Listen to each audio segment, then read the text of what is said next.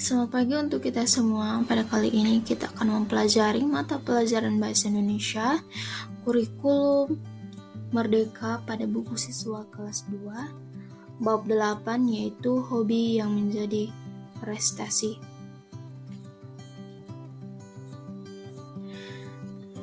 Adapun tujuan pembelajaran yang akan kita pelajari bersama, yaitu yang pertama, kalian dapat menjelaskan informasi dalam bacaan. Yang kedua, kalian dapat membaca kata-kata yang sering ditemui. Nah, sejatinya sebuah prestasi perlu selalu dikaitkan dengan nilai dan angka-angka saja, atau hanya terhubung dengan pengetahuan dan juga kehebatan dalam menghafal teori-teori yang sulit, karena ada banyak cara lain untuk berprestasi. Nah, pada saat ini kita akan mengetahui apa itu hobi. Hobi adalah kegiatan yang kita sukai. Arti hobi dalam Kamus Besar Bahasa Indonesia, kata benda atau naun yang diartikan sebagai kegemaran, kesenangan istimewa pada waktu senggang, bukan sebagai pekerjaan utama. Nah, setiap orang memiliki hobi yang berbeda-beda, dan setiap orang juga memiliki satu atau lebih hobi.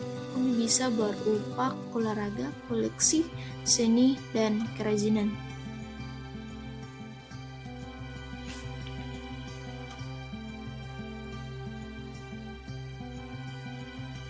Nah, sebutkan salah satu hobi kalian dan mengapa kalian menyukai kegiatan tersebut. Apakah itu menyenangkan atau tidak?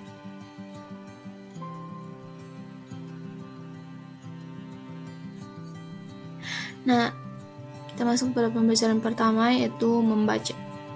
Pada kali ini kita akan belajar membaca cerita rakyat, namun sebelum itu kita harus tahu apa itu cerita rakyat. Nah, cerita rakyat adalah cerita zaman dahulu yang diceritakan secara lisan. Contohnya, cerita yang berjudul Joko Kendil. Di sini saya akan menceritakan tentang cerita rakyat yang berjudul Joko Kendil. Mohon anak-anak simak baik-baik ya ceritanya.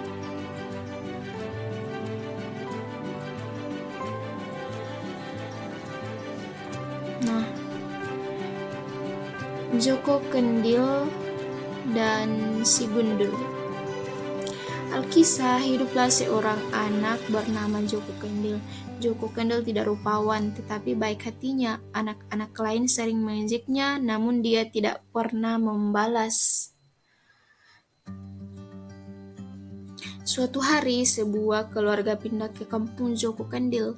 Keluarga itu memiliki anak bernama si Gundul. Anak itu kurus dan tidak punya rambut.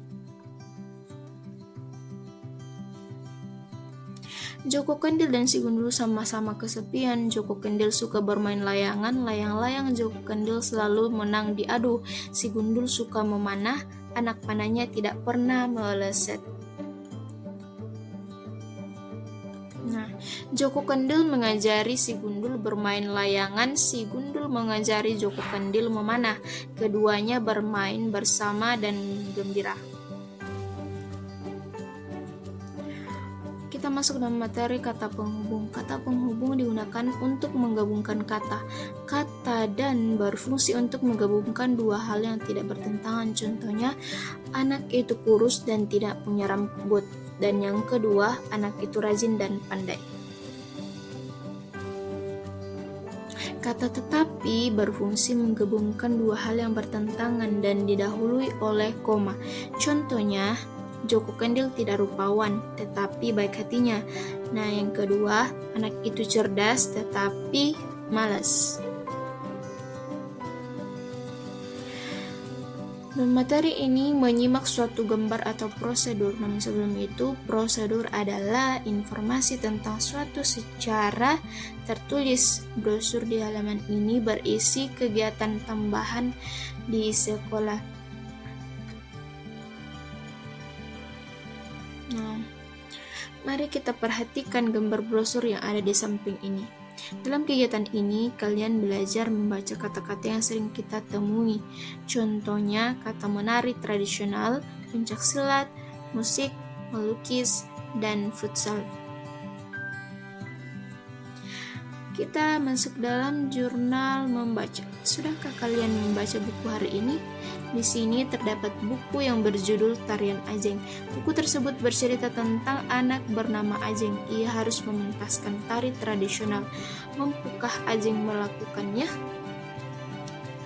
Nah, sampai di sini pembelajaran kita. Baik, ada kata yang kurang berkenan, yang salah, mohon dimaafkan. Terima kasih.